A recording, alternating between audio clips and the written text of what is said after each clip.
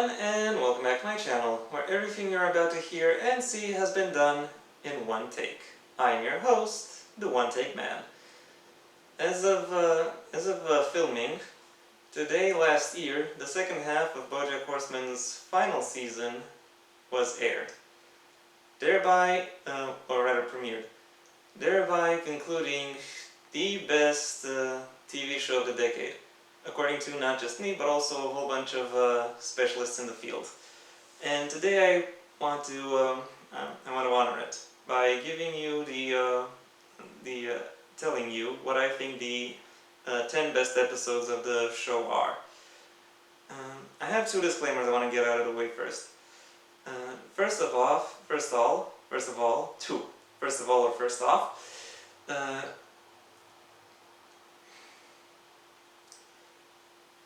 I recommend that you actually watch this show before you watch this video, because I am going to go somewhat into spoilers, and also the show itself is good,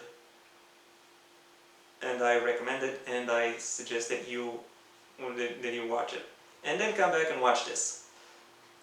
And second of all, because this show was as good as it is, I legit found out of 77 aired episodes, 35 of which you could legit claim are among the best. And I don't just mean they are, and I don't just mean they are better than average. I mean they are. I could see arguments for why each of these 35 would be on someone's top 10. And so if your top 10 is in any way different from mine, then that's fine. You can leave yours in the comment section, or write to me about how bad my top 10 is. You can either do it also in the comment section or in my various social media links in the description.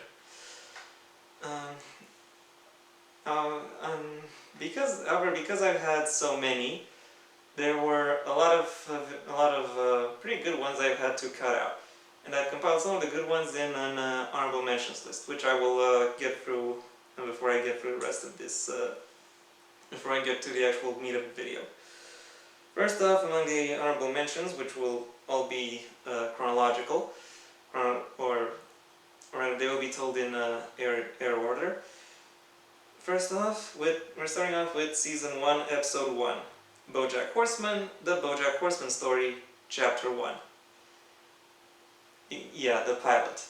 The pilot has to do a lot of work when you think about it. It has to introduce the characters, it has to introduce the relations between the characters, it also has to establish their place within the world, what the world as a whole is like. And yeah. And this pilot in particular, I think manages that brilliantly, and while also giving a few great hints as to where the show could go from that point forward. Next up, Season 3, Episode 11. That's Too Much, Man, aka the episode where Bojack and Sarah Lynn go on an epic month-long drug binge. Try to apologize to everyone who Bojack upset over the past 3 years, only to fail miserably, and then at the end Sarah Lynn dies. Yeah, I did tell you I was going to go into spoilers. However, aside from Sarah Lynn dying, I don't know why I don't think anything about this episode is really particularly memorable or interesting. So even though a lot of people have it in their top 10, to me it's just an honorable mention. Next up, Season 4, Episode 6, Stupid Piece of Shit. This is the first episode where we delve a bit more, in a bit more of a differentiated manner, in Bojack's mental health situation. We already know he's battling addiction. This episode establishes some of the reasons why he decides to pursue addictions. What it is he's trying to kill within himself.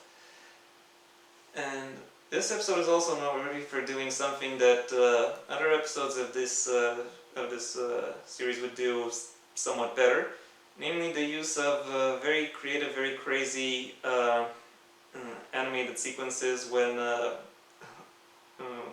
over inner monologues.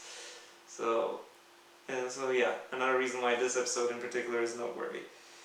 And last but not least, Season 6, Episode 16, Nice While It Lasted.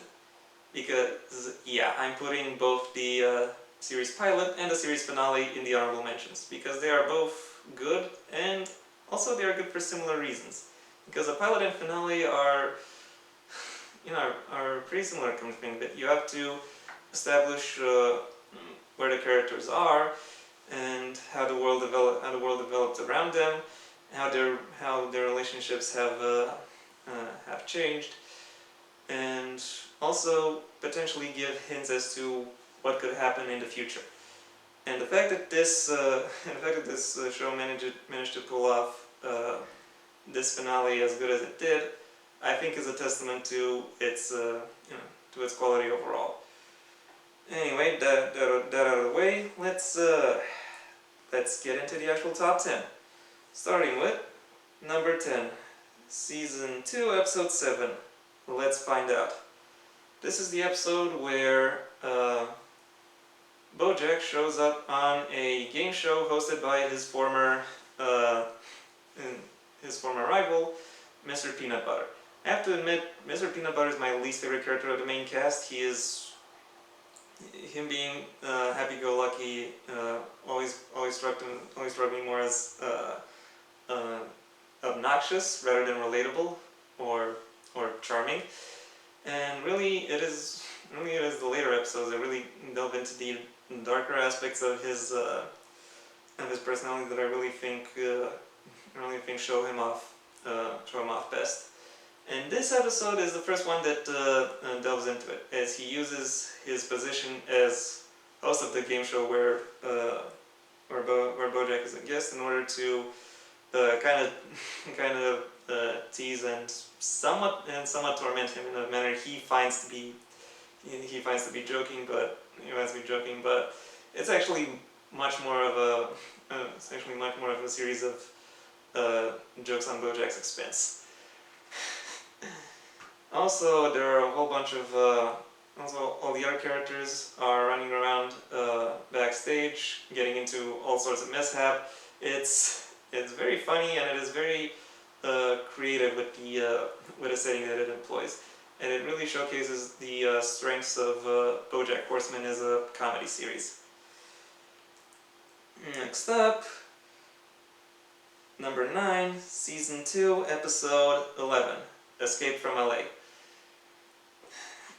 In the episode before this one, Bojack runs away from the pressure of having to deal with with the production he is currently involved in, and decides to visit a friend of his, Charlotte, who he knew from when he started out as an actor and comedian.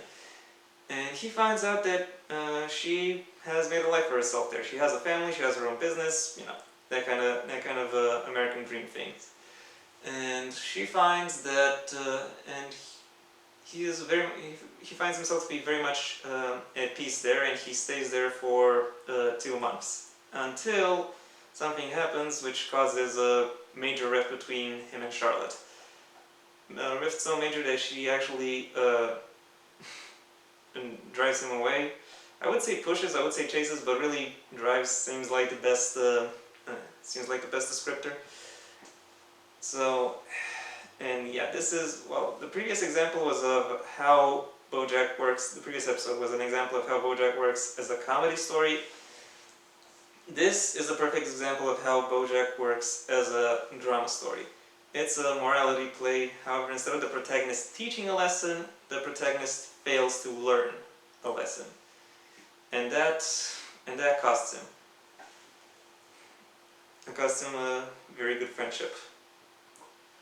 At number 8, Season 4, Episode 4, I keep misremembering if it's 3 and 4, but never mind. It's Thoughts and Prayers, aka the gun control episode.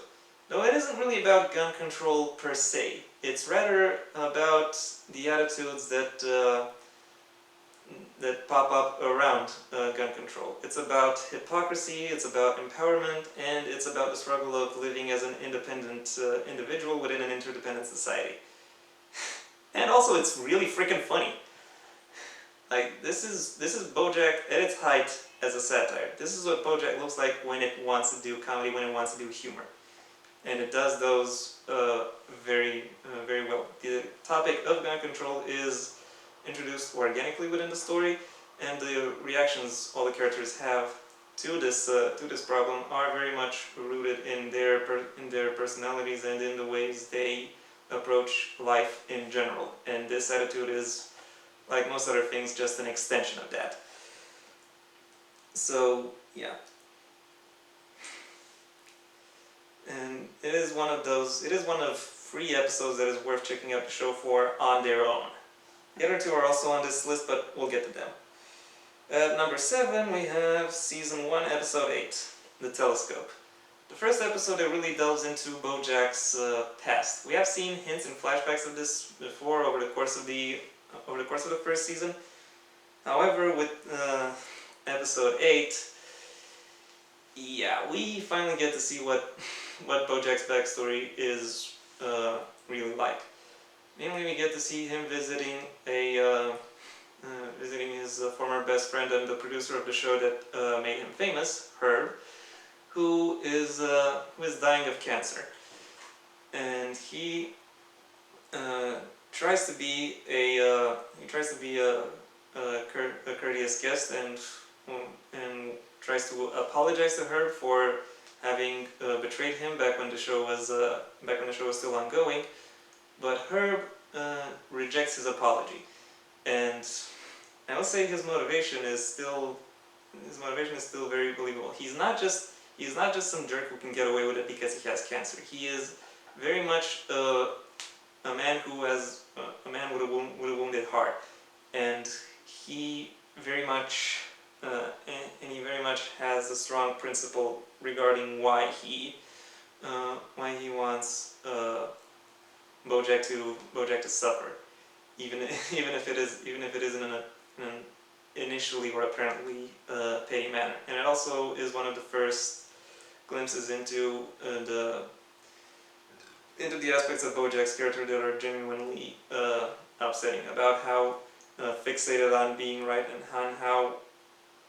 on how he perceives himself to be a victim rather than someone who conducts or benefits from various forms of abuse or betrayal. So yeah, that makes this episode good. At number 6, we have Season 4, Episode 8, Roofie. This episode has a very interesting framing device. Namely, this framing device focuses on one of Princess Carolyn's descendants, telling the story of how she managed to overcome a particularly bad day in her life. And the main meat of the episode is this particularly bad day and what happens within it. She has problems at work. Her personal relationship suffers because she had a miscarriage, and she also has a doctor's appointment, and the pendant we never see her without finally gets broken, so she has to get it fixed she finally has to get it to a jeweler to have it be fixed. By the end of the day, we find out that not only is that pendant a supposedly priceless family heirloom fake, it is also a fake. We also find out that she is sterile, meaning that the framing device is absolutely bullshit, or rather could not be, but that's handled in the later episodes and later seasons. For now, it is bullshit. and this is the first time where Princess Carolyn herself is confronted with how her personal uh, vision of her place in the world and of her own desires come absolutely crashing down, and we have to sit in that mire, sit in that sadness along with Princess Carolyn. It is not as grand as some of the things that happened in previous episodes, but it is done in a much more personal and therefore more impactful way, which is why it goes higher than those. At number 5, something completely different. Season 3, Episode 5, Fish Out of Water. The main plot of Season 3 is that Bojack is involved in promoting his new movie that he spent most of Season 2 working on. And the part of his promotional tour is him visiting a film festival hosted by a major city that is underwater. And because he's underwater, he can't really do any of the things that put him at ease. He can't talk to any other people, he can't drink, he can't smoke. So, yeah. And he pretty much just sits there awkwardly like a fish out of water despite technically being in water. Regardless, he still manages to get himself in some weird and crazy hijinks. And all of them are portrayed through storyboarding, story plotting, and pure animation and visual world building. It is very engaging, very enticing, very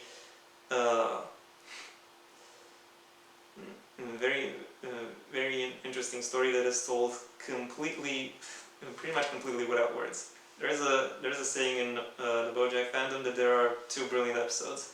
One where Bojack doesn't talk at all, this one, and one where he does nothing but talk. We'll get to the second one later.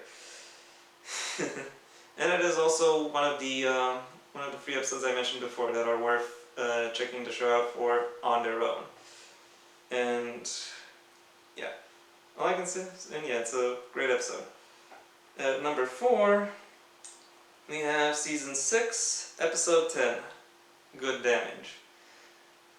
I absolutely had to put a Diane episode in here. She's kind of a controversial figure. She's not exactly as universally liked as others. However, I think her arc really is one of the most expansive and most well developed in the entire series. And this episode is perhaps the most important part of that arc, because throughout Season 6, up until this point, Diane has been struggling with her mental health, with body image issues, as well as with her writer's block. And this episode really confronts all of these, or at least 2 of those, really head on, and it explores how, in spite of her desires, her actual mental state doesn't really allow her to really delve into what it is she wants. And this also uses the more off the wall surrealist and sometimes crude animation sequences over inner monologues that have been pioneered in Stupid Piece of Shit that I've mentioned in honorable mentions. Only it does them so well, and it does them so engrossingly that you absolutely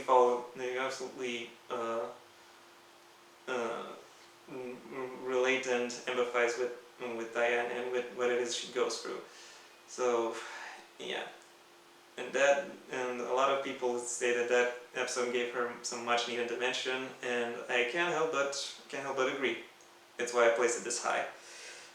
At number 3, we have Season 4, Episode 10, Times Arrow. A lot of Bojack's arc throughout Season 4 is that he has to house his own mother, who suffers from dementia, at his own place, because she was kicked out of a nursing home, and while she stays with Bojack, she also drugs one of his other guests, and when Bojack finds that out, he ships her off to the cheapest nursing home he can find.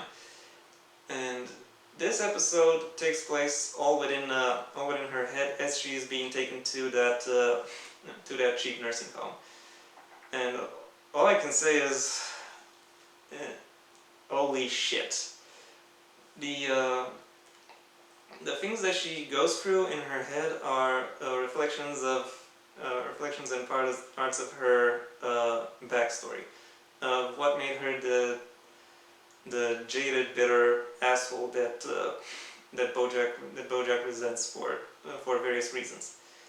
And it is absolutely the darkest and most heartbreaking episode of the entire run of Bojack Horseman. And this episode does not shy away from dark or unpleasant topics.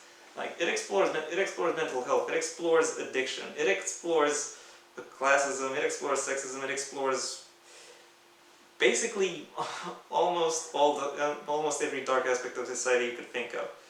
And somehow this episode, which touches upon some of those, but focuses on one of the most reprehensible characters in that entire world, still manages to make that character seem relatable, and it still manages to be the absolute darkest and most heartbreaking overall. The fact that somehow that episode still manages to end on a heartwarming scene, that is just a testament to great writing right there. Like, wow, it is worthy of its spot. At number 2, we have Season 5, Episode 6, Free Churro. Remember what I said previously about Bojack Horseman having 2 brilliant episodes? Well, this is the second one. The one where Bojack does nothing but talk. More precisely, he has to hold a eulogy for his mother's funeral. And the eulogy itself is very rambly, and it is very much peppered with a whole bunch of moments of drama and moments of humor, both dark and otherwise. And it delves into the history of Bojack with his mother, as well as the influences and manifestations that influence has on him. And full credit has to go to Will Arnett, Bojack's voice actor, for managing to make him seem sympathetic even though he's basically wasting everyone's time. And yeah. It does its job very well, despite not using any of the tricks animation allows it to. Like good damage and Time Zero really heavily utilize every bit of detail and every bit of expression that their medium allows. But with this one, the creators really limited themselves and really managed to deliver something absolutely amazing. And they done that basically through pure writing. And an excellent performance by Will Arnett, as I've said. However, this is not, while it is a great episode, it is not the best episode. And I think people who have been fans of Bojack Horseman have been following through which episodes get mentioned, and there is one very obvious one I haven't mentioned yet. Number 1, Season 6, Episode 15, The View from Halfway Down. This is the third episode I mentioned that is worth checking the show out for on its own, and it is an excellent standalone in and of itself. It tells a very good self-contained story about how Bojack has to deal with some